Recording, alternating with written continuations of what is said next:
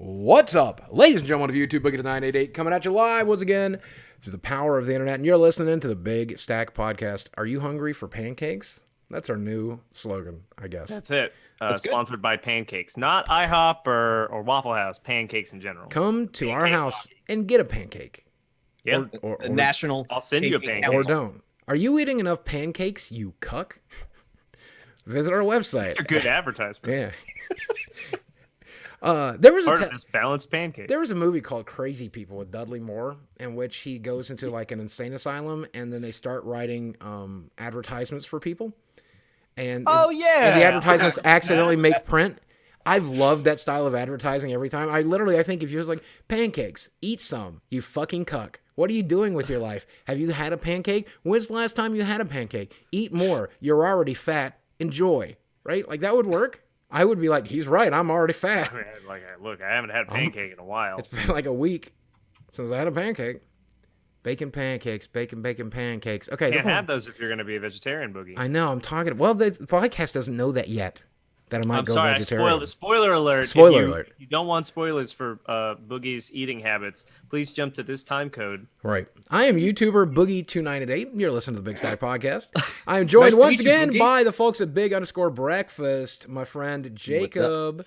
Jacob, you were not at my house last night. I'm very disappointed. Where were you? I couldn't find it. I got lost. Couldn't find it. It's frustrating. Here's the thing: is my home address is pretty much public docs at this point, so you could have just Googled it. It's weird that you bought a house in a labyrinth. Yeah.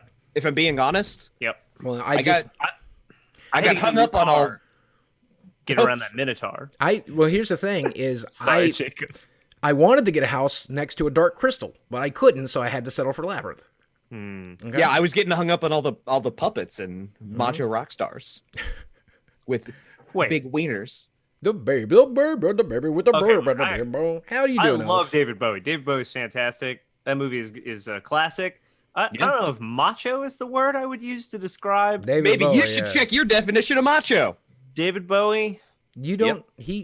My definition of macho is man Randy Savage. That's not a bad definition, all right? But I'm just saying that there can be different kinds of macho. There can. There's, the Attitude Era and whatever came after that. That's the only golden age. No. Let's test your Macho Man Randy Savage knowledge, Ellis. I know he's the cream of the crop. Okay, well, who was his manager/girlfriend? Miss Elizabeth. Nice. I know that because of your impressions. Okay. Who ultimately was able to defeat Macho Man once and for all? Was it Hulk Hogan? I don't know. Probably. Probably. That sounds like it. Probably. I didn't watch wrestling. True or false? There was a wrestler named the $1 Million Man. Yeah, I'm pretty sure that's true. True or false? There was a wrestler known as the Junkyard Dog. Yeah, that's definitely true. I remember that one. True. Yeah. True or false? There was a wrestler named Penelope Cruz. I feel like I'm already gonna think this is false. Yeah, you gotta get through without laughing, dog. Yeah, and it was Penelope Cruz. Oh wow, yeah. Let me tell you something, Penelope Cruz. When I wrestle you next week at WrestleMania in the blue cage, I'm gonna throw you from heights like you never reached because I'm the cream of the crop. Right. Have you considered? I like how you did that impression. Like we all knew exactly what you were gonna do. Mm-hmm. I think you should do away with the Francis character and just be Macho Man from now on. No, I agree. Yeah. I think you're right. Fill that void in our society. Yep. There's not enough Macho Man to go around these days. R.I.P. Macho Man. Yep. So we are joined once again by Ellis as well. Ellis was at my house last night, so you're the golden child. How are you doing, Ellis? I guess I'm here. I'm doing good. I was at your house last week. I pet your dog, which is both a euphemism and also a thing that I did. Played some magical spells, and that's about it. We played jack-off party games. That was our main jack-off. Yeah, we did play jack-off party games. I had a lot of fun. We did TKO. That's a fun game. It's the best one they've ever made. A lot of people in my stream always ask me why I don't play Jackbox party games on stream on Twitch, and the answer is you people are bad. Yeah, right? Because people are racist assholes. Right, because there's at least one guy who's just going to be racist as all hell. So here's a fun story. When me and Ellis were at E3, we met somebody from Jackbox Party Games. And we were joking with him. I'm like, do you guys save for like legal purposes all of the like the TKO shirts and stuff and the answers and stuff? Because oh no, we purge them just about as quick as we can. And I'm like, really? And he's like, because I'm like, why? Because they're pretty much all swastikas. Yeah. And I'm like, really? He's like, he also mentioned that they very purposefully do not put their logo on any of those shirts that you buy because they can't control, the swastikas that people are going to because in TKO, Jackbox Party Games 3, when you draw a T-shirt with a slogan, whatever that slogan is, whatever that T-shirt is, they will reject quite a few of them. And he did say they do reject all of the like really truly offensive stuff because they don't want to put that stuff in the world. But he's like, something could slip through, and if it ever did slip through, we absolutely do not want to be associated with that. But we do check it before somebody screen prints it and whatever. But people do make mistakes. There's human error involved. But you can actually, any T-shirt you make in that game, you can purchase. And that's why I won't stream it. Because if you guys are going to buy something from my Spreadshirt shop, you son of a bitches. Okay? Don't be giving Jackbox Party Game all that money. Give me a money. I need a money. These boys need a money. Give these boys money. Boys do need if you want to, you can give us money at patreon.com/The Big Stack Podcast. You can watch previous episodes or existing new episodes at youtube.com/C/The Big Stack Podcast. You can always go directly to twitch.tv/big_breakfast and give these boys money directly. You deposit can money That's right. into our pockets. Directly into our pockets. Plenty of options. 3 exciting tiers. Yeah. We have money, two money, and trace money. Right. And talking about that Patreon, we need to come up with some rewards for the different tiers. What do you guys want? Drop us comments. Fucking email us. Let us know what you guys want more of, what you want to see. Yeah, because we just need to be Patreon rewards. We need to be more active over there, really. We really do. And that's the thing, because we've still got like 50 people sort of supplying like 75, 80, 90. I got a bunch of money. There's a lot of money coming in, like over $100, I think. And if that is what's happening, then we should be supplying content. And if you want to throw $1 at us, $1 a month, I'm not even taking from that money, by the way. I'm just giving it to these boys. I just, because here's the thing. If I take your money at this point, I'm just going to build Cocaine Mountain with it. I'm just going to build a giant mountain of cocaine for hookers to slide down. Because that's what I do with my money. These boys, they're going to use it for stuff like existing. Cocaine houses. We're both homeless. We don't have cocaine houses to live in. They can use this stuff like food and, and probably not even a single hooker, if I had to guess. Nope. No. Yeah. No need. We only get hookers that are in deep involved relationships. Hey, so we should talk about video games a little bit, because that's what we're supposed to be. Yeah, no, that sounds like fun. Has Anthem accidentally killed anybody today? What's next for Anthem? Murder spree? I cannot believe that PlayStation is offering refunds. Well, they did very briefly, and now they're saying it was a mistake, and they didn't mean to.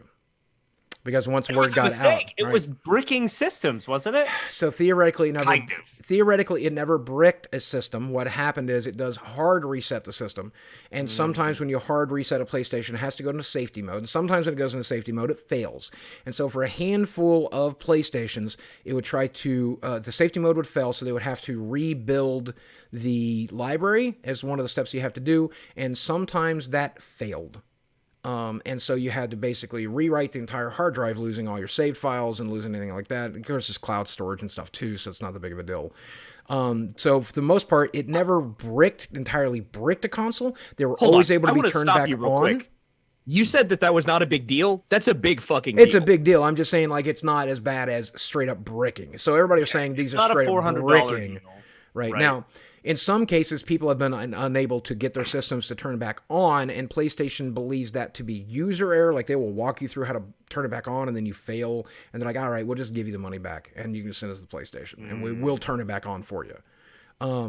So PlayStation has tried to work with people. But at the end of the day, even though the problem wasn't as bad as I had originally stated on my YouTube channel, and as bad as everybody is stating, it was still wiping some hard drives and still causing some hard resets and still causing people to have to go through a bunch of steps to turn their console back on. And some people don't know how to do that and couldn't find a guide for it. So they're end up taking their PlayStation to the GameStop and trading it in for $18 because they don't know how to get the stupid thing to turn back on. So it's not truly bricking. But your video game probably shouldn't be doing that.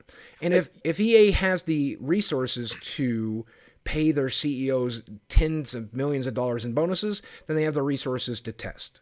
That's my opinion. And not release a game that will do this. Because we can sit here all day and say, oh, it's not actually bricking. It's not really that bad. It's fucking unacceptable that this would happen. Yes. To a console. Mm-hmm. Right. Well, at least the game is well worth the risk. Oh, yeah. No, people seem to really love it. People are having a great time.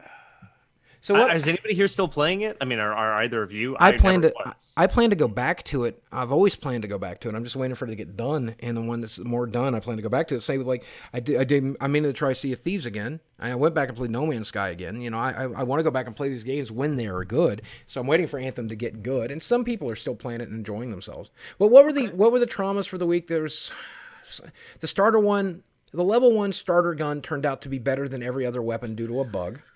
Yeah. Rad.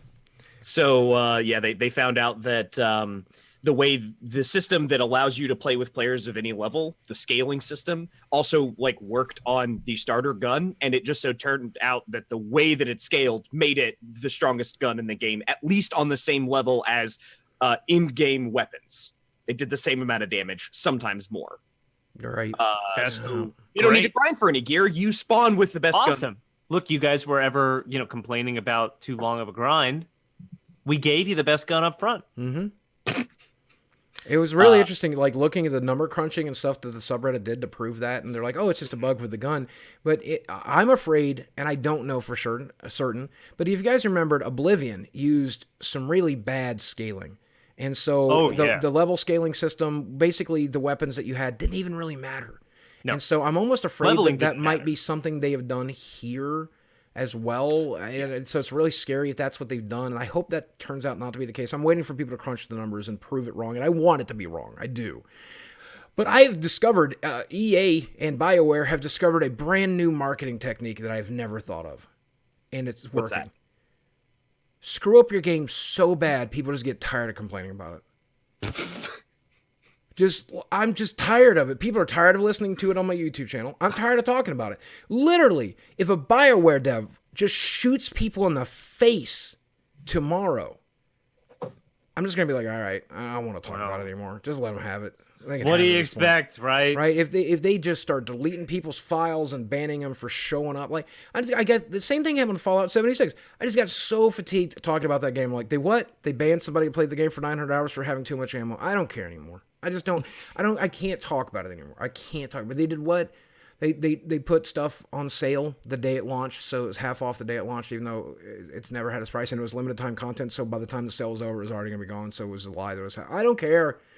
I don't care. They did what? They put stuff in. They put microtransactions in the game that affect the gameplay. I don't care. I can't care anymore. Sure. I just can't care anymore. I mean, you just write it off, right? Right. It's exhausting to continue. How can there be more things that Fallout 76 still continues to do wrong? Yeah, but we were done with that game. Yeah, Bethesda could straight up like have old tweets from 2009 that were like sexist and racist at this point. Nobody even care. Mm-hmm. They'd be like, all right, whatever. That's fine. You can do whatever you want at this point. You just murder somebody. Just shoot somebody in the face. We don't care. I don't care. I don't know that all that's true. But I am on board with this fatigue thing because I'm sick of talking about Anthem already. Right? Yep. Going from Fallout 76 talking shit about Anthem, I was sick of talking about Anthem already. Mm-hmm. It's just they just keep messing up. So actually, we have a question from chat that's kind of related to this. From Darth Skywalker 77. I'm going to rephrase it just a little bit because they typed it in Twitch chat and it's a little rushed. So this Anthem seems like people are not super on board with it. I don't know how much money it made. I don't know how many copies they sold.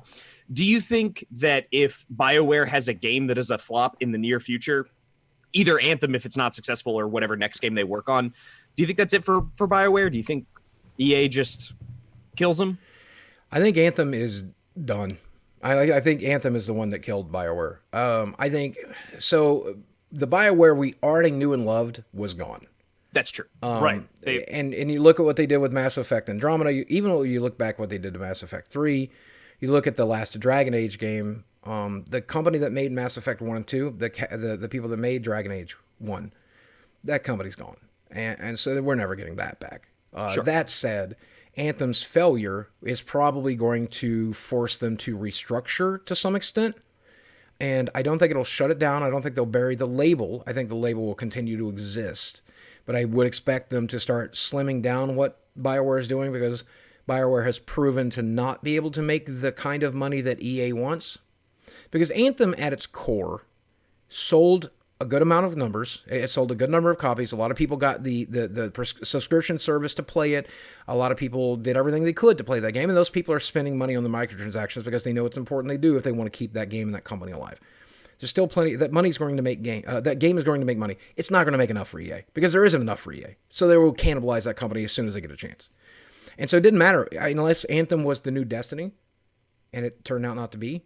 They're in some serious trouble, I think. What do you guys think?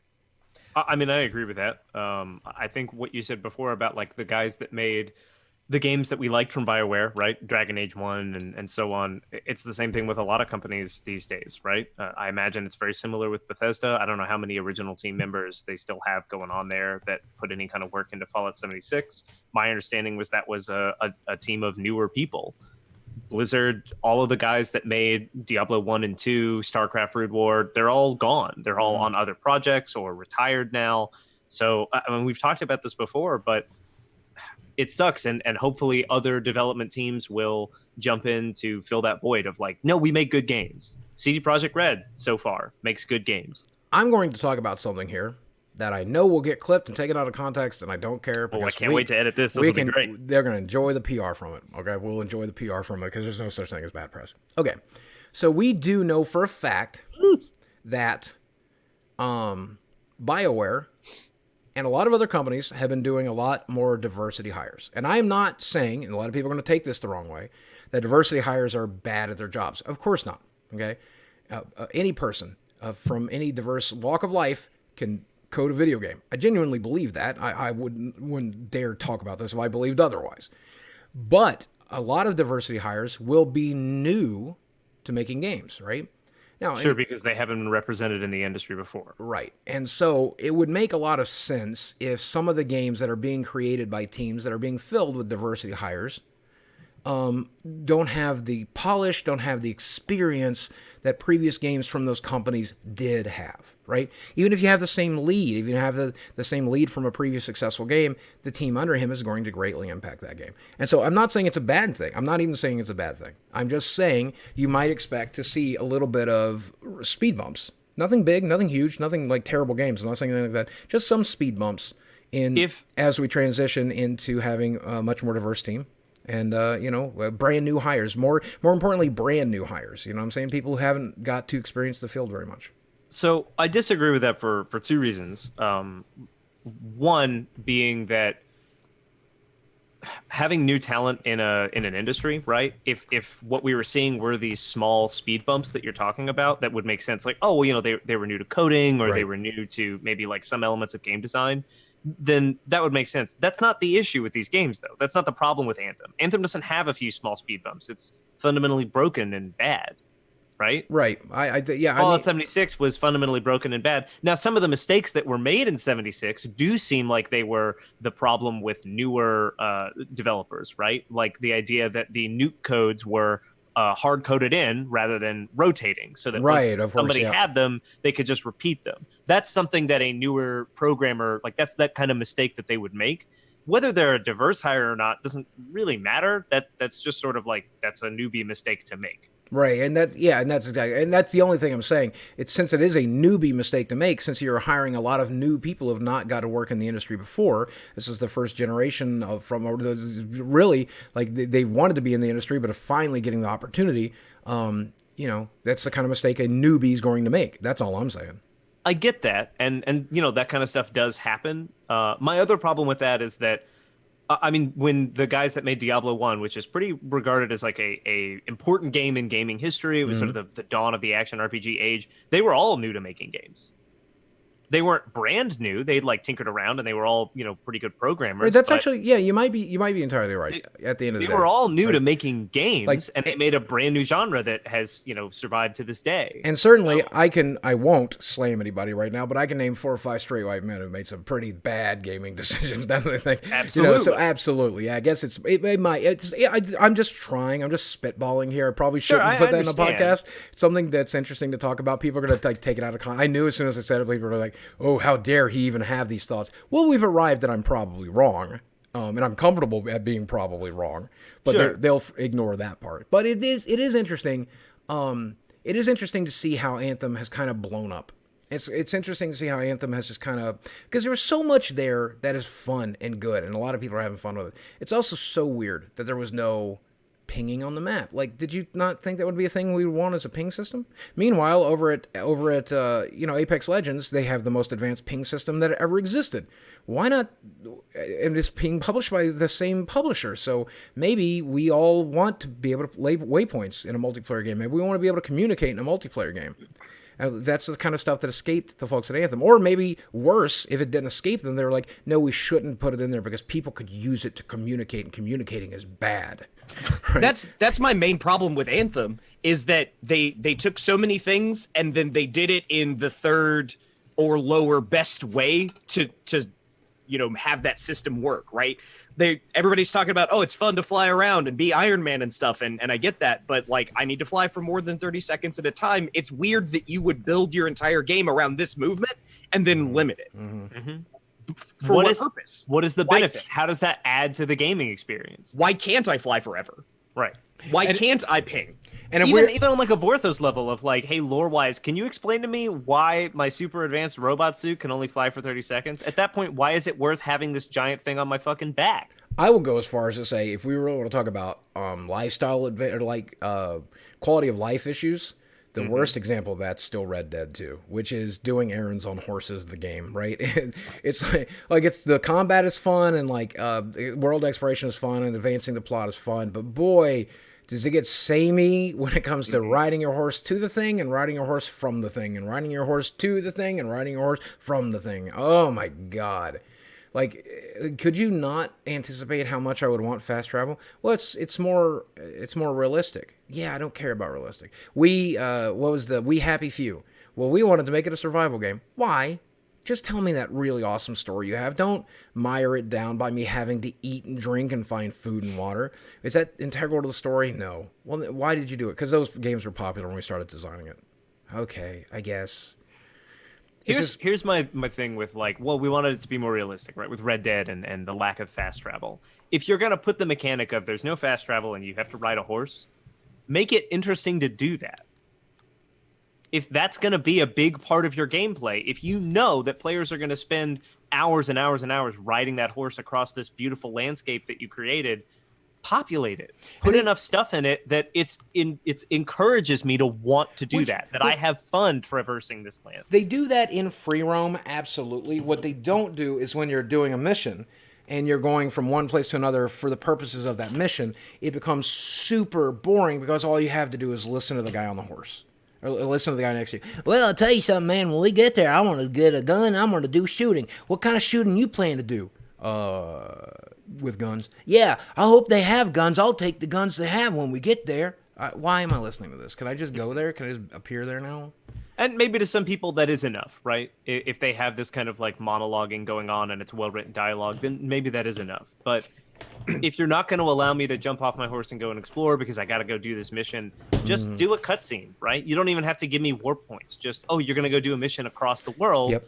Want to maintain that element of realism? Just fade to black and then fade back in with them riding in on the horse. Yep. That was my main problem. I actually had a reverse problem where I wanted all of the dialogue. I liked riding to and from places. Whenever I got to the place, the missions were a little boring. Most of the time it was shoot 10 guys.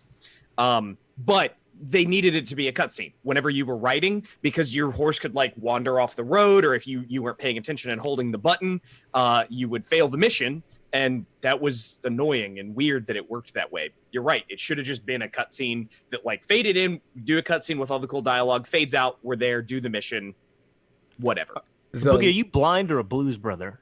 I'm a blues brother, clearly. Oh, okay. Which one? If the John, dead one? The one John Candy would have been. The one with bad teeth, whichever that one is. You got any weird questions this week? I'm so into the video games I'm playing right now, but I'm so tired of talking about bad ones. Well, I mean, do you want to just talk about the good video games you're playing? Hey, Devil May Cry 5 just came out.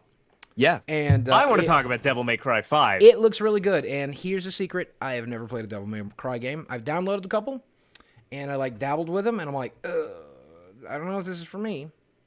Because they kind of play like Bayonetta, but not as cool, in my opinion. And my first experience with the Devil May Cry game was DMC, which I liked the idea of going in. I was like, oh, let's go kill the Fox network, I guess. That'd be funny. In a video game, not in real life, obviously. But then I'm just like, this isn't very good. So Devil May Cry 5 is being told it's very, very good. And it's got a Metacritic score of like an 87. Please tell me why it's good. So I haven't played it yet. I had very, very similar opinions to Devil May Cry as you did. I rented one back when that was still a thing. When I was young, I think I rented like Devil May Cry 2. And even though I was probably at that age, it just struck me as like, oh, this is an edgy game for teenagers. Now, I didn't play it very much. The people that love it, absolutely, you are entitled to love it. I don't, really have an opinion whether or not on it was good. But that styling kind of put me off of the series in general. Watching trailers for this one, and I remember seeing them at E3, I was like, yeah, it just looks like more of the same, whatever. They had like a band come and play that played like the worst song Oh, ever. that was so bad. I'm Have sorry. you seen the live action trailers for Devil May Cry, or the live action cutscenes? No, I know if you get the deluxe edition, you get those live action cutscenes, which is weird. You get the deluxe edition. You get live action reenactments of every cutscene in the game.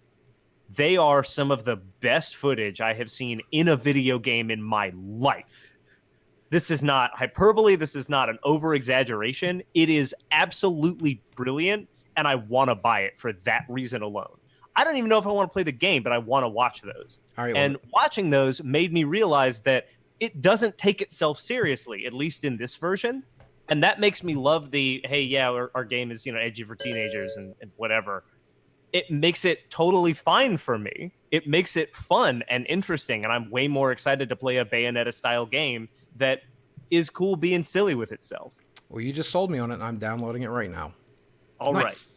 Hooray. You're going to love these cutscenes. Also, I guess I should say that I do have a code from the folks over at Capcom. They actually reached out to me with this one, so I'm pretty excited about it. Oh, that's very nice. Yep, very cool. Thanks, Capcom. Thanks, Capcom. Hashtag podcast. Hashtag not a sponsor, but hashtag I got something for free, so I should be careful when I talk about it. Because I'm all about the disclosure. So, yeah, it looks really good. I'm excited to play it. Are you guys playing anything right now that's fun? I'm playing a lot of Tetris 99. Yeah. There is currently an event going on called the Maximus event. The 999 people with the most wins at the end of tomorrow get 999 Nintendo Gold coins, which is roughly 10 US. Oh my god, that's amazing. So I'm excited to play. I have 0 wins so far because I can hit top 10 pretty regularly. I get second sometimes. I have a problem closing it out. I have exactly 1 win on Tetris 99 period, and it happened before this event started. Always a Tetris bridesmaid. Yeah, never a Tetris bride. Marry that line piece. The best I've ever made it was 14th, and okay. I can't even fathom what it's like to be in the very tip top. It gets fucking intense. I've watched Jacob play a lot of Tetris. It's a lot of fun. That game is. I'm playing that a lot. I'm gonna stream it after this as well. So we did what was that game? Book of Demons. We kind of like an old throwback to Diablo 1. It's a small little indie game on Steam that was surprisingly fun and pretty well made. I enjoyed that. It's it's developed by a company named Thing Trunk, Thing Trunk, and they formed their studio around the idea that they miss 90s RPGs, and so they have started developing 7 games that are all throwbacks to classic RPGs from the 90s, and this first one is a throwback to Diablo 1. It's called Book of Demons. It's really fun. I like it a lot. Cool.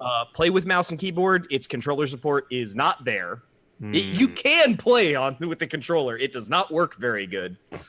But I don't know if it's still on sale. It was on sale on Steam as well.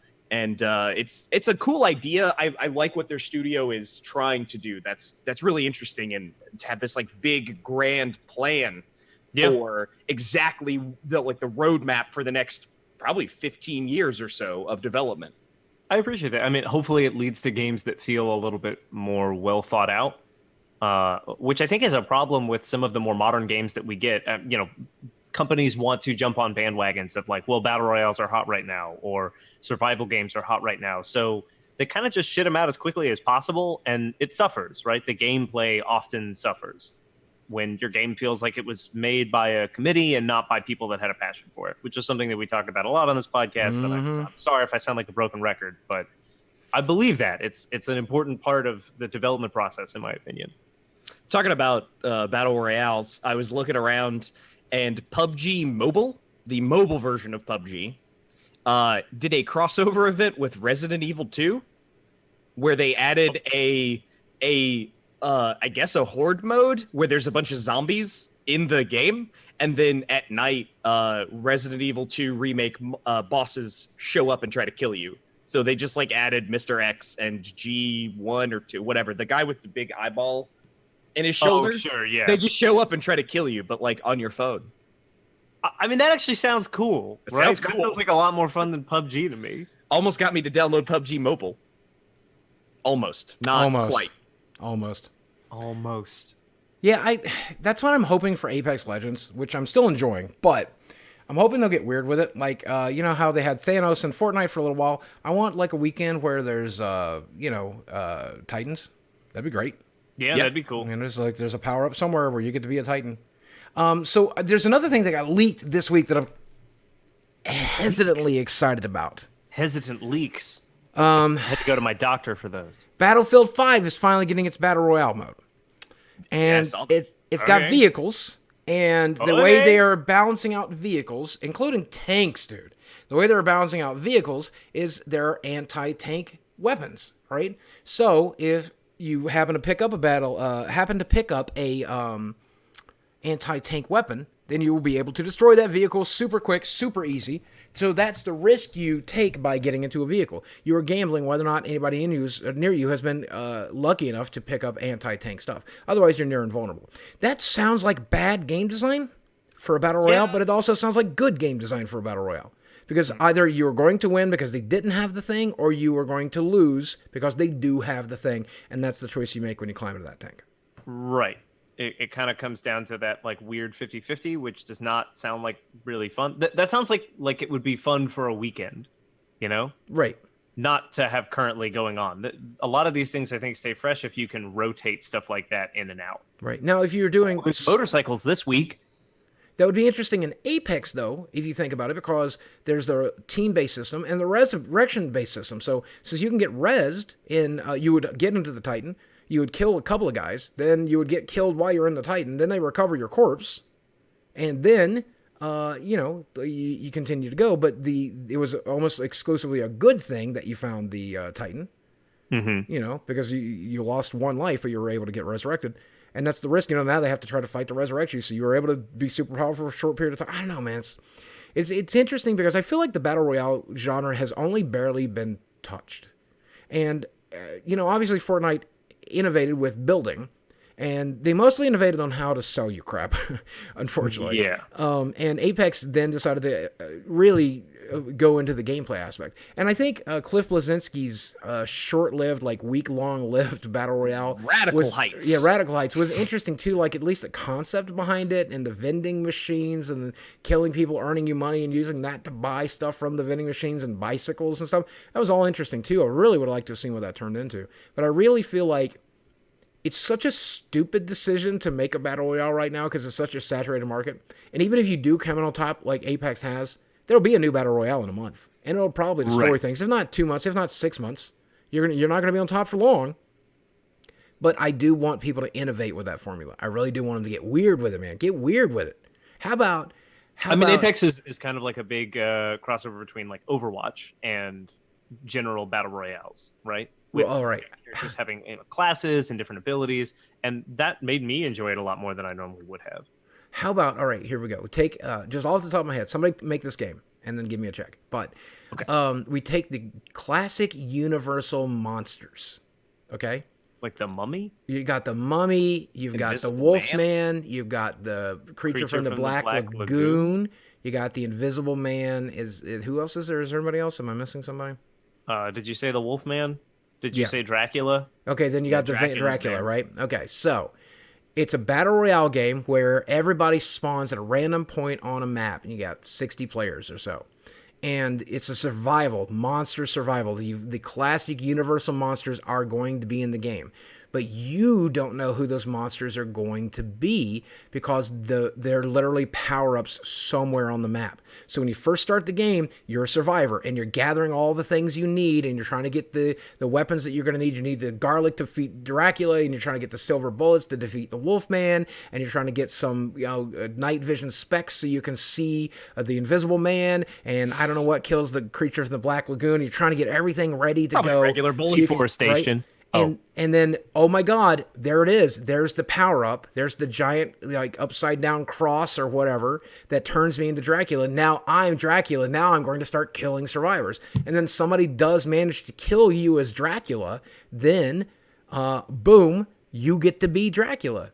The person that kills you gets to be Dracula, right? And then it's whoever gets to be the final 4 monsters at the end of the game. No, that sounds really cool to me. Like, I like the idea of this sort of asymmetrical multiplayer. Do the monsters just win as a team?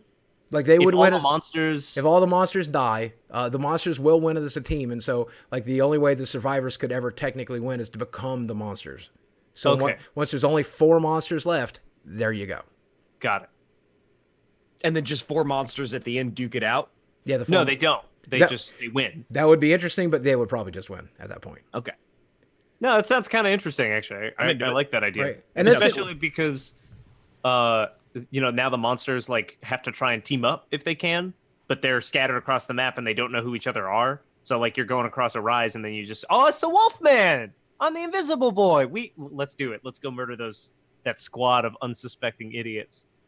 And see, that's just literally off the top of my head, riffing on what could potentially be a new Battle Royale game. Why are people not pitching crazy stuff like that? So that sounds like a lot of fun to me. One of the things that I've never really understood why this is something that entrenched franchises tend to do a lot. Like League of Legends will have Earth mode and what's it called? Here's the Storm, Dead Game, RIP.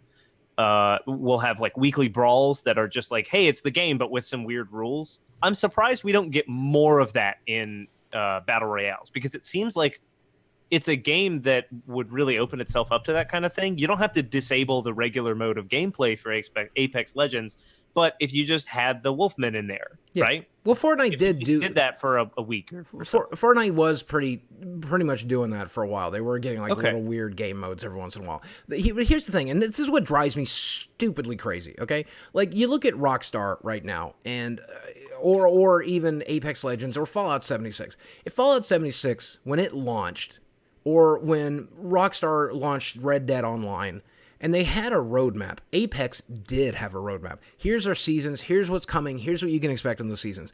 It gives you something to look forward to, right? And then when that season finally launches, boom, here's this crazy new thing. You can do this crazy new stuff. Call of Duty Black Ops 4 did that, but again, the entire special thing is mostly about one new operator and some stuff you can buy. It's all about stuff you can buy. Rainbow Six Siege does that as well. Here's a few new operators, but I'm talking go weird with it, get crazy with it.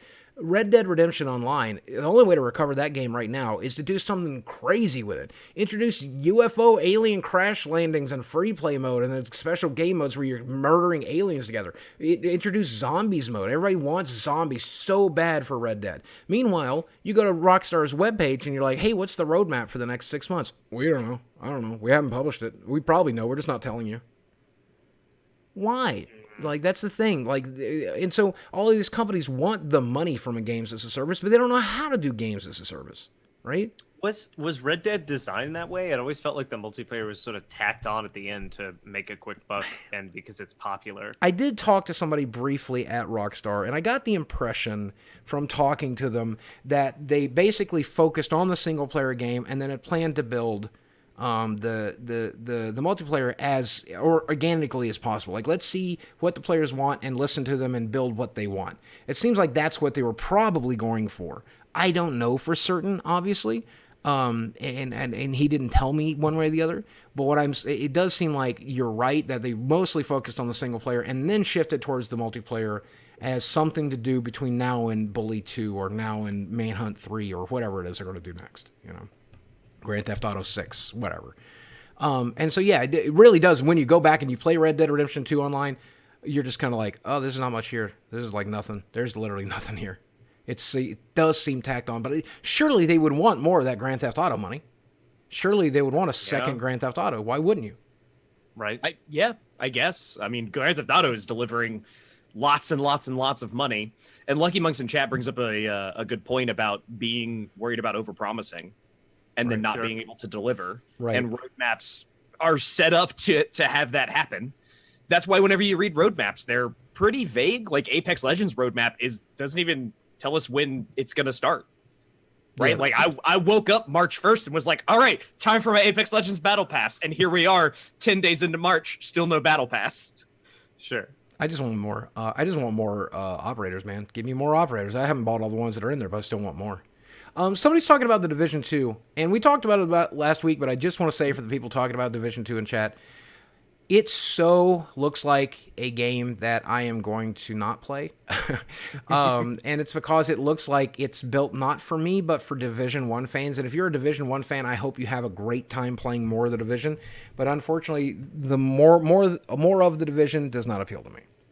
As a Division 1 fan, more of the Division doesn't appeal to me either. But, they did some things in 2 that I think are fun. I like how they expanded the talent tree. A lot of the new gadgets are neat. They're kind of wildly imbalanced, but they're cool and fun to use. It's not enough to justify a full price tag for me. Like, I'd already kind of stopped playing the Division 1. I don't want to pay $60, $80 to play more of it. I will tell you what is exciting about today, though. Today is March the 10th. It's officially Mario Day. That's right, it's Mario Day. March 10. It's Mario Day. What are you guys doing for Mario Day? I'm doing Mario. Like sexually? Yeah. Okay, so that brings me to a weird question. If you could have sex with any Mario character, which Mario character would you like to have sex with? Does Luna come with Rosalina? What do you want Rosalina to do to you? Well, no, it's more that I want Rosalina, but only if like Luma's gonna be there. Like you want him to watch? What are you doing? No, I want to fuck a star. Oh, I get the star. Nobody has ever fucked a star. No, I get that. Well, yeah, I get that. I'm on board. Okay, yes, she does come with Rosalina, or comes with the star. And before somebody gets me on like, oh, it's like a little baby star, it's still a star. It's thousands and thousands of years old. Exactly. Billions of years old. Exactly. See, even you're afraid of gacha culture. Jacob? Oh, I play gacha games all the time. Birdo?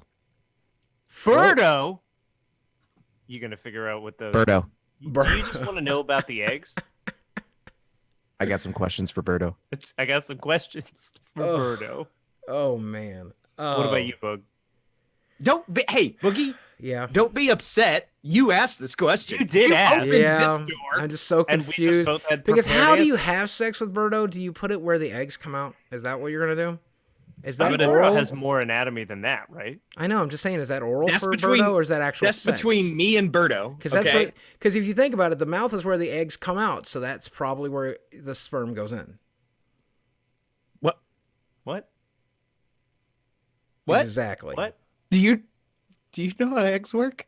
Yeah, you ejaculate. The male chicken ejaculates into the female chicken and fertilizes the eggs.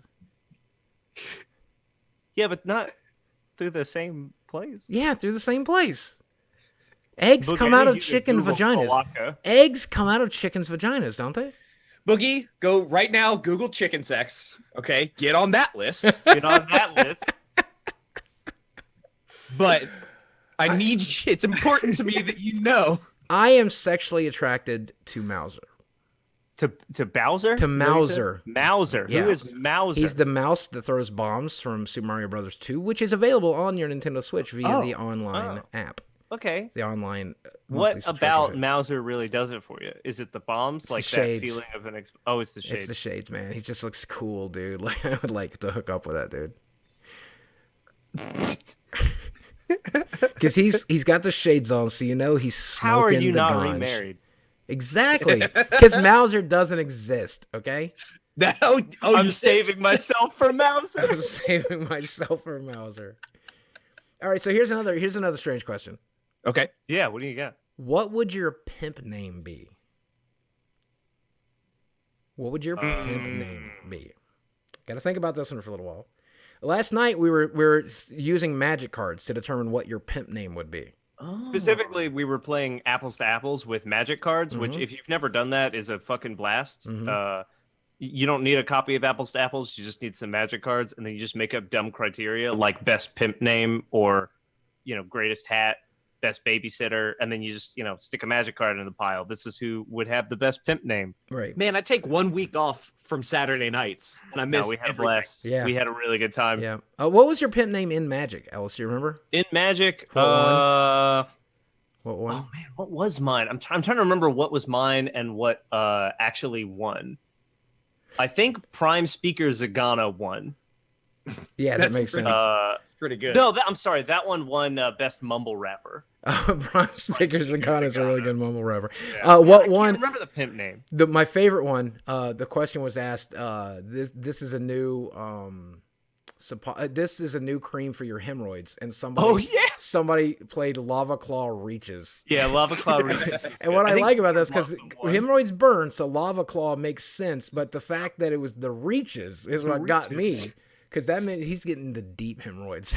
He's not. See, I wanted this little insert tubes, the whole 9 yards. So my pimp name, I think I would like to be known as Big Daddy Fucks a Lot. Big Daddy Fucks a Lot. Yeah. Okay. Do you have an explanation for that or anything? Is it just like right on the nose? Well, I don't have sex a lot. In fact, I've not had a lot of sex. So it would be hopefully a non-ironic nickname, and hopefully they would think, oh, that dude bangs, that dude smashes, so I should probably have sex with him. And then I am large, and I am a pet daddy. I have a dog. Oh, you have a... none of it's a lie, except the last part is an ironic nickname. Somebody recommends Jacob the Chopper as the pimp name. I don't know what that means. Jacob the Chopper. I mean... Like the motorcycle does it have or to be the action? The action, both. maybe. Could be both. Yeah. What you got one, Jacob? You got one for me? Yeah. Yes, Smooth Hand Jacob. Smooth Hand Jacob. Oh, Smooth Hand. I got your money for you, Smooth Hand. Yeah. Now, why Smooth Hand? It's got smooth hands. I want to make people call me Smooth Hand. Because when you slap a hoe, you're gentle. Is that it? No. Oh no, that would fit. I mean, it would fit, but I'm not. That's not the kind of pimp I am. Okay. Oh, if you're a pimp, you gotta slap a hoe. No. Other routes. What? Okay, so a girl refuses to bring positive reinforcement. Okay, so you're expecting I'm gonna go with business pimp. Business pimp. Okay, so I have a question, Jacob. Hold on, Smooth Hand. So a girl comes to you and she's supposed to have $2,000 for you for that week. Okay, sure. And she's only got $800. Now, Smooth Hand, how are you going to handle that, Smooth Hand? Oh, she's gonna get a coaching, and if she gets coaching, she's gonna get written up. That's what business pimp specifies in, right? You take those, underperforming employees to me, and I give them seminars on no, this is how this has to work in the future. Yep. Training courses. You can't be doing this, okay? Now, if you want to go to the company picnic, you've got to be making your quota. You have the more experienced hoes train the newer hires. Mm-hmm. All right, Trixie, we have taken a look at the survey data, and it looks like your head game really needs some work. So what we're going to do is we have a 30-minute tutorial here from Mark's hand jobbers and hand bobbers, and we want you to study. Now, do you feel like you're just not being properly managed? This was a fun question. We had fun. We need you to take this personality type because we really need to make sure that you're matching with John's, who are going to vibe with you. What a crazy idea for a call girl service where it matches you based on that like Myers-Briggs test. Right. I'm an ENFP. I'm looking for an INFP, please. I don't know what. Okay, wait. What is INFP? What does that stand? I don't know what any of them Introverted. Okay. And extroverted is the first letters, E and I. Okay. And then N probably stands for Nostradamus. Okay. Okay. F as in Chris Farley. And there's a J. I know there's a J. Yeah, there's a J and there's also a P at the end sometimes, and P is peanut butter and jelly. Pussy. Oh, pussy. Oh, that makes sense. And J is for Jasmine. Jazz hands. Jazz hands, yes. I meant to say jazz hands. Yeah, no, I like that. Yeah. The point that I'm making is we would make great pimps. Yeah, no, absolutely. Probably. Like, any ladies listening who want to be tricked out, you can visit our website at, we don't have a website. You can visit our Patreon at patreon.com /The Big Stack Podcast, and you can just give us your money directly there. Yeah. We would be great pimps. Smooth hand, Big Daddy humps a lot, and business pimp. Business pimp. That's pretty good. So earlier we were talking about events in Fortnite a little bit. Oh yeah.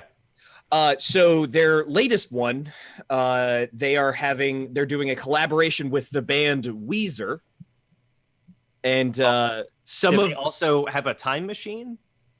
Okay, actually, I'm glad you made that joke. The reason that I wrote this down is because I read the article on The Verge. The headline is Fortnite's latest collaboration is with aging rock stars Weezer. I'm not trying to throw shade at Weezer, but definitely the children that play Fortnite, they don't know who Weezer is. No, exactly. The Verge, why the fuck are you roasting Weezer like this? No, seriously, like Jeff Keighley, somebody I genuinely love and admire, he tweeted out, if you want to hear the latest Weezer album, you have to play Fortnite and visit Fortnite Island. And I'm like, I know all of those words, but I don't understand them in that order. Because I know what a Weezer is, and I know what Fortnite is, and I know what an island is, but what the hell? And so there was a clip of somebody like running through Fortnite Island, and there was just the new Weezer song playing, and I'm like, how? What?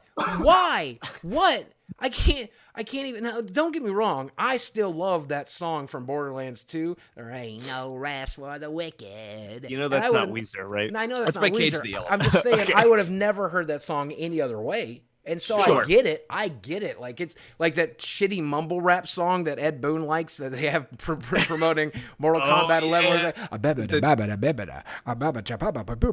I don't know what the fuck. That's not what mumble rap. That's like jazz scat. Bibbidi bobbidi boop boo. I always consider Cinderella's theme track to be mumble rap. Honestly, bibbidi bobbidi boop bow. Right. That's okay. Anyways.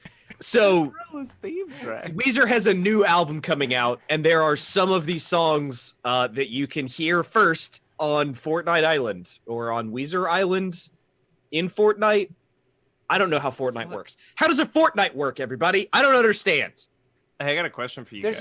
There's creative mode for Fortnite now, and then you can build stuff in Fortnite in creative mode. If you go into creative mode, that's how you get to Weezer Island. This is a South Park episode, isn't it? Teaching adults how to go. Oh my God.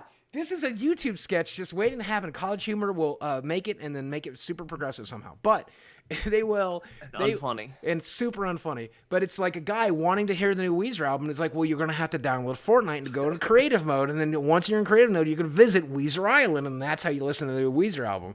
And then the guy just blows his brains out at the end of the sketch. That's the entire joke. He's like, well, I'm too old for this world. Bang! Yeah, this is silly. I mean, I mostly wrote this down because I was kind of annoyed that The Verge is roasting Weezer like this when they're just out here trying to, make music. Yeah. Be a band. Right. I'm not trying to roast Weezer. I just feel like those two demographics don't overlap. No, you would think not. I will say I'm really glad Weezer stopped making music right after they released Pork and Beans and have never tried to continue to be relevant. Because that was the last good song they made. I'm sorry, Weezer.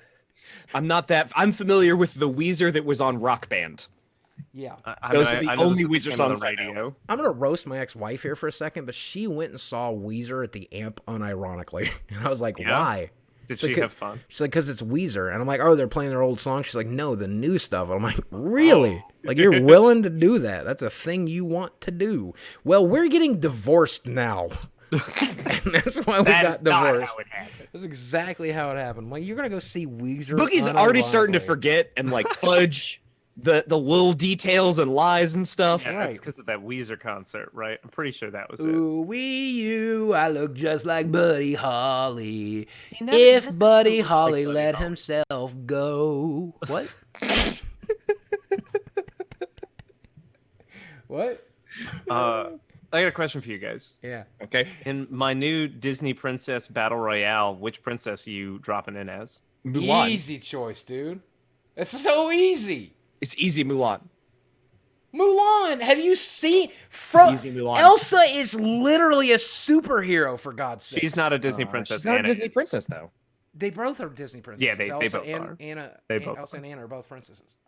Oh. And Elsa is literally a superhero. What is Mulan going to do when she's literally frozen to death and a giant snow monster punches her in her stupid head? That's fair. That's fair. Mushu's just going to burn her out.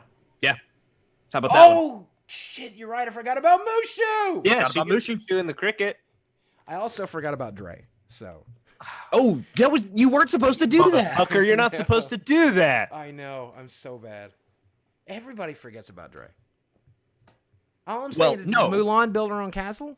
Can Mushu build a castle out of snow? I don't think so. I mean, no. No to all of these things. Yeah. I want to point out that somebody said Shrek, and not only is Shrek not a Disney princess, he's not even Disney. Like, you didn't even say Princess Fiona from the Shrek movies. Shrek isn't even Disney. Shrek is the princess of that swamp. And you will recognize his authority. All right. Okay. You want a viewer question? Yeah. What do you? This one's not as much on the silly side. This is from my boy Hammer. Is his name my boy Hammer? No, his name Hammer, and he's your boy. Their name is just Hammer. Okay. I added that part. Got it. Hammer, all right. Hammer, don't hurt him. What do you think is the most important aspect of a video game? For Hammer, it is audio, due to how audio affects so many parts of an experience. I will go ahead and go first. I'll give you guys a second to think about it. Sure. I love a game that has really good systems for me to interact with. Yeah. I really like either a really strategically deep game or a game that has a bunch of options for me, that sort of thing. I feel like that is the most important part of a game to me. Mm-hmm. That kind of goes into, like, what kind of game are we talking about, right? If you're talking about a rhythm game or something like that, then different things are going to be important than if you're talking about a shooter or a battle royale or a card game.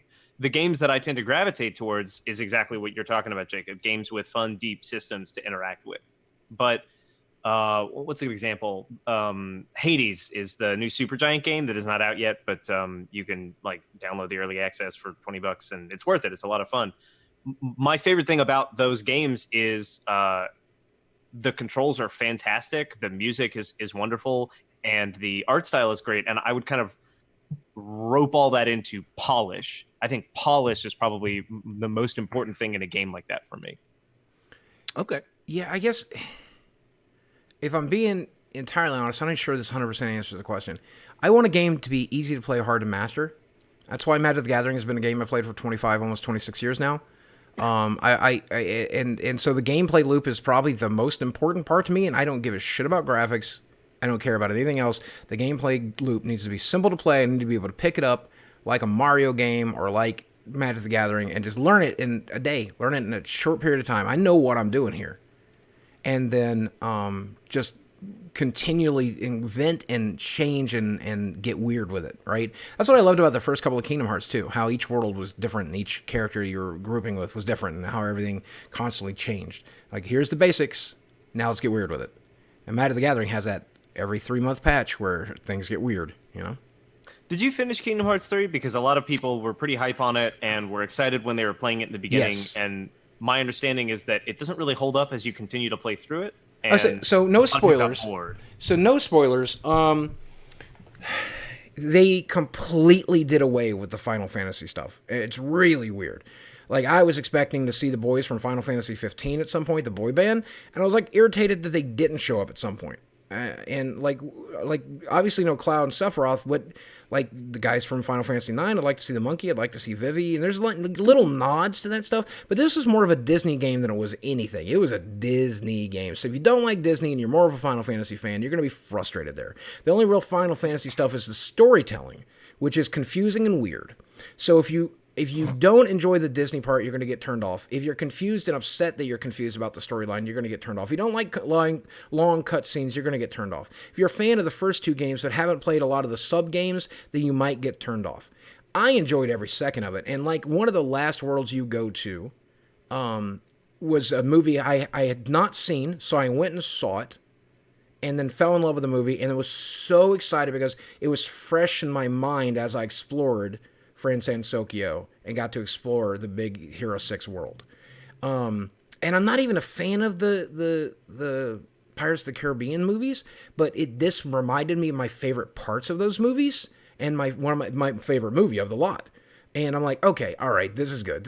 So I really enjoy the Disney stuff. And you're talking to somebody who has gone to Disneyland 6 times at this point, and I'm planning to go back at least 2 more times this year. You're talking about somebody who's watched every Disney film and watches them over and over again. And you're talking about somebody who's just eats, sleeps, and breathes Disney. I watch a lot of Disney creators on YouTube talking about the parks and talking about the history of the parks and talking about the history of Walt. So I'm obviously the target audience, and I loved every second of it. The only thing I did not like, there was something that happened in the ending that I had been waiting for since the end of the first game, and I still didn't get it in this game, and I'm mad because I was hoping this would be, because I'm not going to live another 12 years to see another game. So I was finally hoping to see the cliffhanger from the first game happen in this game, and it didn't, and I'm mad. And it seems like it's just going to be one of those perpetually, you never get it. Like, sorry, you're never going to get to do that. Gotta keep dangling it in front of you. Right, I'm certainly going to die before it happens. And that sucks. So that was the only thing I was dissatisfied with. But I enjoyed the final fight. I enjoyed the game. I enjoyed the gameplay. I enjoyed the deeper systems. I'm doing post-game content still. I still am looking forward to doing the post-game content. Okay. Yep, it's good. It's really good. I know a lot of people got turned off, and I know why they got turned off, but I'm their target demographic. I'm a huge fan of the franchise. I'm a huge fan of that gameplay loop. I'm a huge fan of that story, and I'm a huge fan of Disney in general. My only real disappointment is how little Final Fantasy VII was in it. Good. I'm glad that or Final Fantasy in general. Enjoyed it so much. Yeah, it was really good. It's probably going to be my game of the year. I don't know what's coming out that's going to surprise that. Last of Us 2 Cyberpunk 2077 is coming out this year. No, in fact, it looks like it's not, actually. Oh, no! Yeah, it looks like they kind of pushed back at the possibility of it coming back. They're like, they never officially announced. Yeah, they're like, we're definitely going to have a big showing at E3 this year, and everybody's like, well, that means it's getting released this year, and they kind of push back and like, that doesn't mean that. And you guys should be fully prepared for it not to come out this year. Sure. Right. So who knows at this point? We do have a tentative October release date for Last of Us 2, though, which means time to go back and play Last of Us 1 and the DLC between now and then, boys. If you guys haven't played it yet, have you guys played it yet? Yes. I've watched the whole story. Right. Have you played through the DLC? I have yet to play through the DLC. I haven't played through the DLC. I have watched part of it get played, and I'm like, oh, I'll need to save this for me, and now that's on the list. The problem is I haven't booted up my PlayStation in 6 months because I'm just over PlayStation. I'm over PlayStation. Devil May Cry is censored in America only on the PlayStation. Yep. You get the Xbox One version, no censorship. You get the PC version, no censorship. What is censored? What is censored? Of course, it's anything having to do remotely with nudity. Obviously. Oh, okay, it's nudity. Obviously, anything remotely close to having even PG-13 nudity, PlayStation is against now. I'm beginning to believe it's because of PlayStation that Mortal Kombat has all their characters covered up. I'm truly beginning to believe that. I'll never get Ed to say that. And I point blank just hinted around with Ed on Twitter at this point. At some point, I'm going to just talk to the guy and be like, you have to tell me why. I guarantee you it's PlayStation at this point. But PlayStation literally now has a worse, effectively worse, or if you're a prude, better version of Devil May Cry. And then what's so crazy about it is they're blocking people on Twitter who ask them about it. They're getting real. Am I going to get in trouble for putting porn Blu-rays in my PlayStation? Is Sony gonna get mad at me? Entirely possible. It's entirely possible at this point. Jacob, where are you buying porn Blu-rays? The internet? I don't know. Yeah, why are you buying porn? You know what? I'll tell you why. I'll tell you why. Because stupid Cox Communication the other day had an outage for like 6 hours where just nobody had internet. What am I supposed to do? Time. What am I supposed to do? You know what? I put a DVD into a DVD player like a fucking caveman. What the hell am I? That's why. That's why you buy discs. Yeah. When your internet dies, because then you realize, oh God, like everything I have relies on the internet, and you don't realize it until you don't have internet. I do the same fucking thing every time, where like I pull out my phone, like, oh shit, the internet's down on my PC, and then I pull up my phone and I'm like, oh yeah, it's down here too. I can use data, but that's expensive. I even got unlimited data when I got my new phone plan. Oh yeah. And they're like, it's not actually unlimited data. And I'm like, what the fuck? What? And they're like, you have 2 unlimited data plans. And I'm like, okay, what are they? It's like, there's one unlimited data plan where when you get to 4 gigs, we will throttle you if there's anybody else in the area that needs data. And I'm like, okay. And I'm like, so what's the other plan? For another $20, we won't throttle you if anybody else in the area needs data up to 8 gig. And I'm like, what? None of this is unlimited. You don't understand the term of unlimited. They're like, no, because we'll still give you a trickle of internet. Mm-hmm. So it's technically unlimited. You're only going to be able to use like half a gig throughout the rest of the month, but it's technically unlimited. Yep.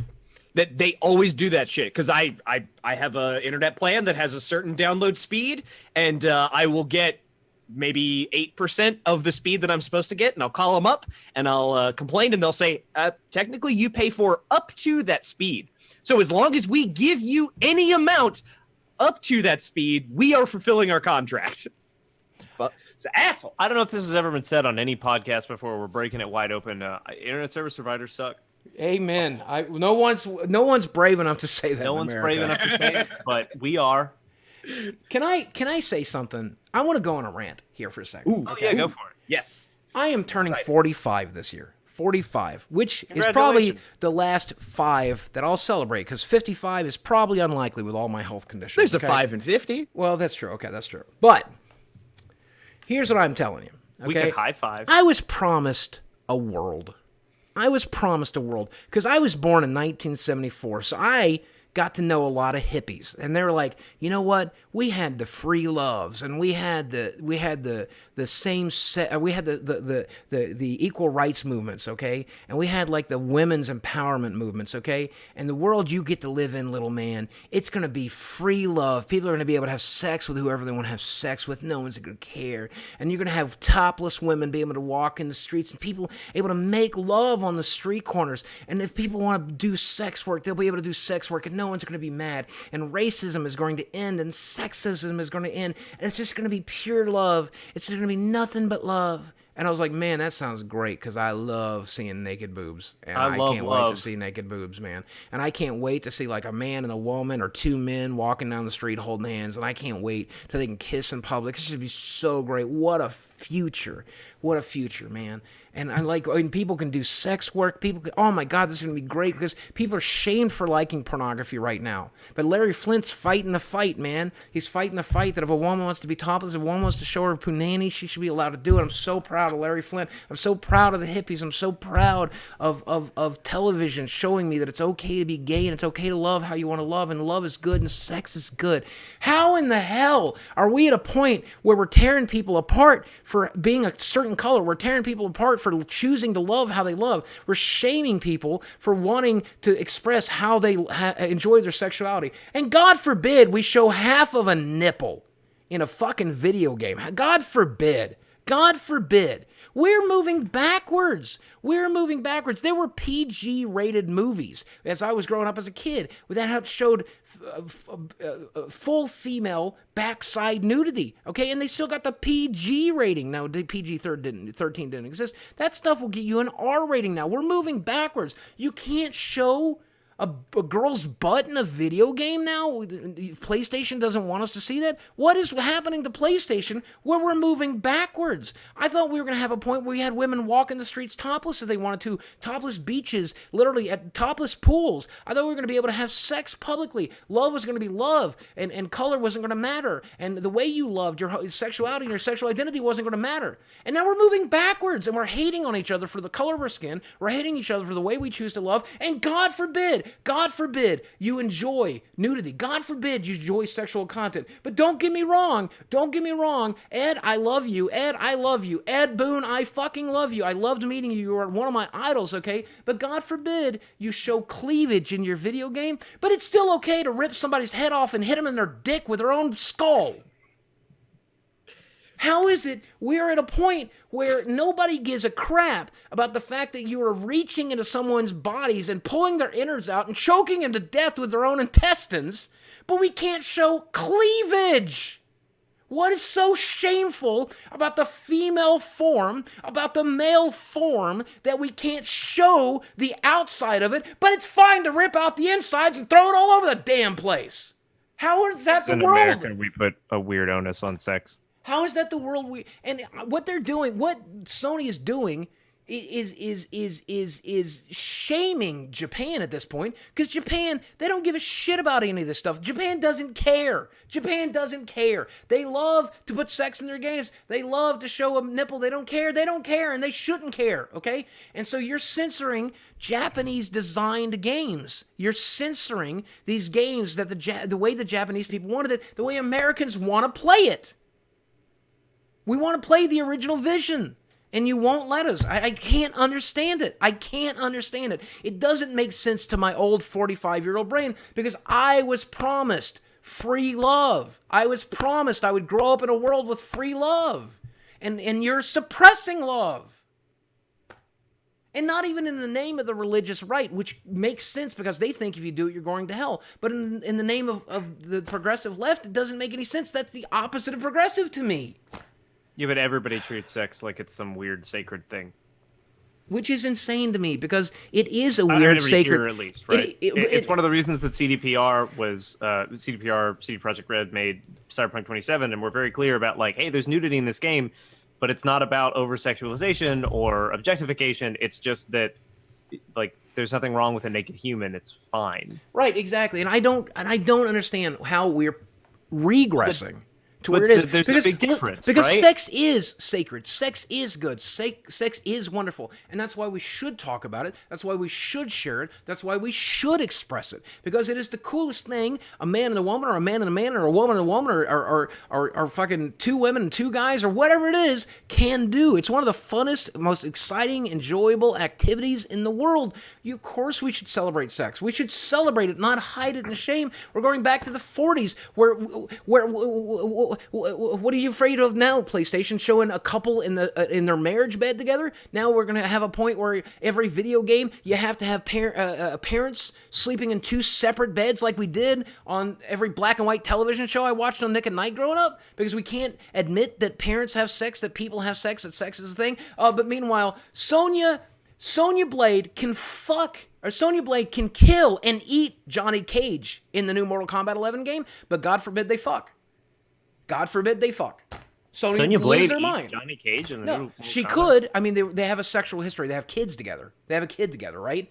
And so, yeah, but what does that have to do with eating? What I'm saying is, like, literally, Johnny Cage can walk up to Sonya Blade and perform his fatality, where he knocks Sonya Blade's head completely off to where it sticks on his hand, and then show it to the camera, and that's okay. If those two fucked in that video game, Sony would lose its mind.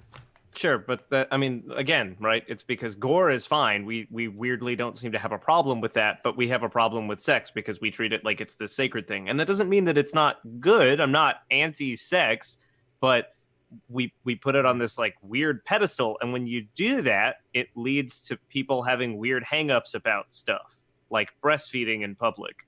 Right. And I get that. I understand that. I understand some That's not even a sexual thing, but because nipples are sexy, that's not allowed. And I understand that some people feel that way, and I get it. And I just don't want to design the world for people that feel that way. I just don't. I want to celebrate. I want to describe. I want to design the world for people who celebrate and love, not the people who are ashamed of it. And that's the world I want to create.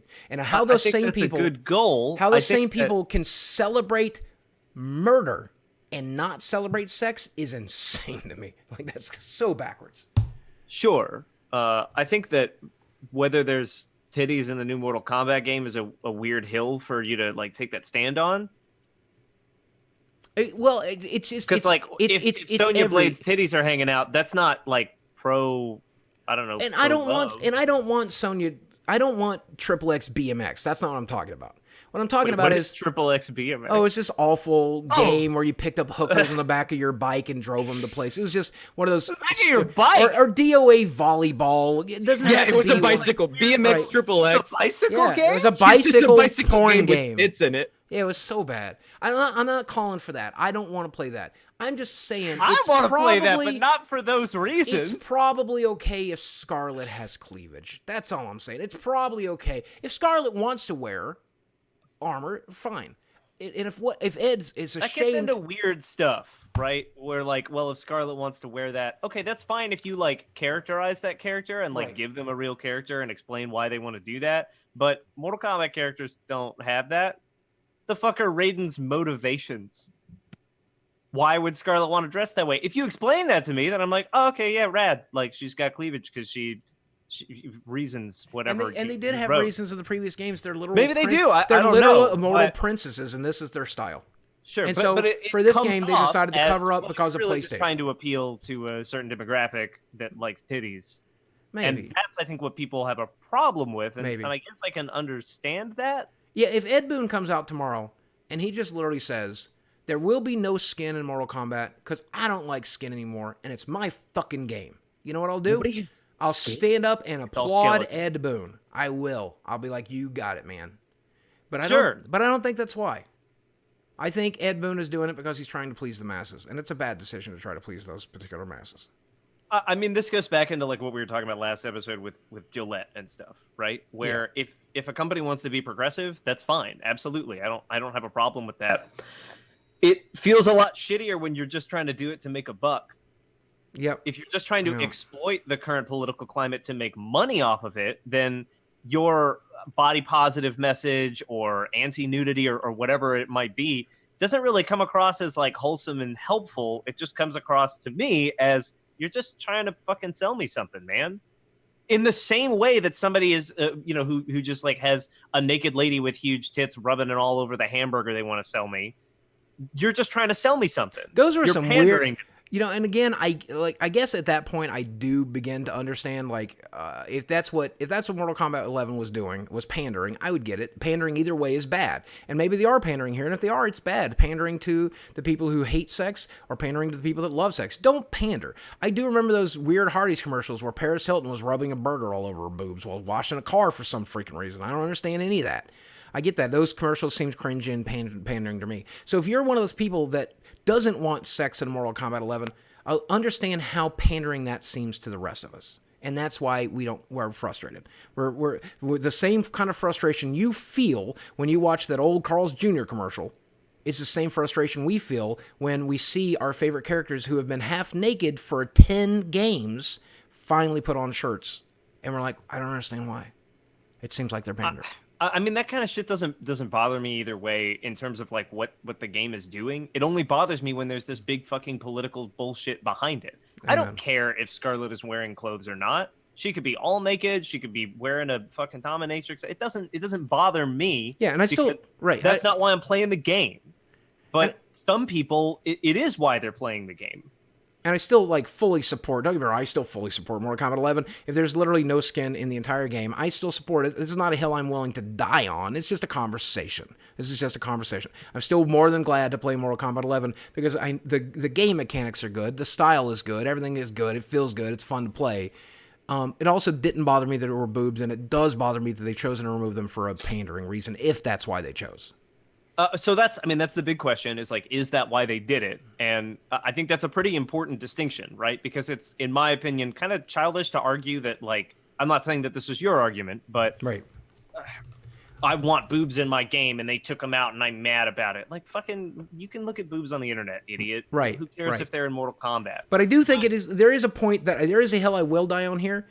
I do think it's okay if you want to have boobs in your video game, and the fact that we're getting no games with anything even remotely close to it anymore makes me feel like people are scared, makes me feel like people were moving backwards, and I don't want pandering shitty games like I always make the joke about Playboy the Mansion. I don't need those kinds of games, right? But if sexuality is an interesting part of your game, it tells a story, it's got a reason to be there, then I'm into it. You know what I'm saying? Right, but that is so rarely the case with games that have traditionally had boobs in them, like Dead or Alive or apparently Mortal Kombat or any of these things. Like, it is just in there to appeal to young men. Which, maybe, I mean, you know, like, that's a good maybe. marketing decision, and I understand why you do that. It doesn't bother me. I get why it bothers some people. And maybe it's bad for the culture. I don't know. I'm not really qualified to say if it is or not. I just miss boobs in my video games, and I don't particularly need to have them. It's not like a thing. I'm still playing video games. I'm fine without them. And I guess it does make a handful of people uncomfortable. And maybe in the end result is we'll have a lot more people feeling much more comfortable playing video games, and the market will double and triple and quadruple. And that will be great. And if that's what happens, I'll be very happy that it happened. And I'll be more than willing to make the sacrifice. I'd just rather the game be good, and if there's boobs in it, you know, it'd be great if there was a reason why there's boobs in it. And if there's not, then it'd be good if there's a reason for it. I'd prefer a well-written character or good stories or something like that. Again, I don't care about boobs. I'm not pro or anti-boobs in games. Am so pro boobs. Oh my God, I love them. In games. I have them myself. I am at least a C-cup, boys. All right, this rant has been brought to you by The Big Stack Podcast. You can check us out at patreon.com/The Big Stack Podcast. If you want to throw money at me so that I can try to make my own video game that has a titty in it, you can help me do that. Also, be sure to share this on your favorite hate subreddit so that we can be yelled at tremendously. Yes, there's been some serious wrong thinking this episode, and I am sorry that we did it. I do think we came to the right conclusions at the end of that wrong think, but no one will care. Right. So, I mean, if you're just going to clip it out of context and like not listen to the resolution of it. Then, right. Yeah. I look forward to the outrage. Guys, you got any closing statements there, Jacob Ellis? You got anything to say? Witcher 3 is a good example of how to put nudity in a game right. Mm-hmm. And this looks like Cyberpunk 2077 is going to be another great example. I hope so. Mm-hmm. My closing statement is put tits on the Tetraminos. Yes. What if we make a porn version of Tetris called Tetris? That has to already exist, right? Let's find out. We're going to Google it right now. If not, we're going to make it. Guys, fund it by going to patreon.com/The Big Stack Podcast. And if we Tier 3 subscribers get access to our pre-development early access alpha of Tetris. It doesn't exist, boys. We're rich. All right. I just Googled it. Trademark. Sorry, EA. We trademark Tetris. Yeah. Right now we just trademark. Copyright. I'll start writing up a diagram. I'm telling you, this game, if we can get to $100,000 a month on our Patreon, we will use that money to make Tetris. It will be a shitty Flash clone where we replace the blocks with. No. I'm gonna make Tetris in RPG Maker. Oh God. Can you do that? All right, guys. I want to say thank you for listening. If you're listening on iTunes, if you're listening to us on Spotify, do us a favor, drop us a rating. If you're listening to us on YouTube, hit subscribe to the channel and like this episode. Leave a comment so the algorithm knows you liked it. And hey, whenever we post these, try to be one of the first people to listen, because the earlier you listen and the more of it that you listen to, the better the episode will do. And I do want to apologize for those of you listening to on YouTube. This last couple of episodes, we had way too many ads, and I want to apologize for that. We just had not remembered to adjust it. It thinks we want way more ads than we actually do. We only want one like every 20 to 30 minutes. So we apologize for that, guys. Thank you guys for listening. Thank you for watching.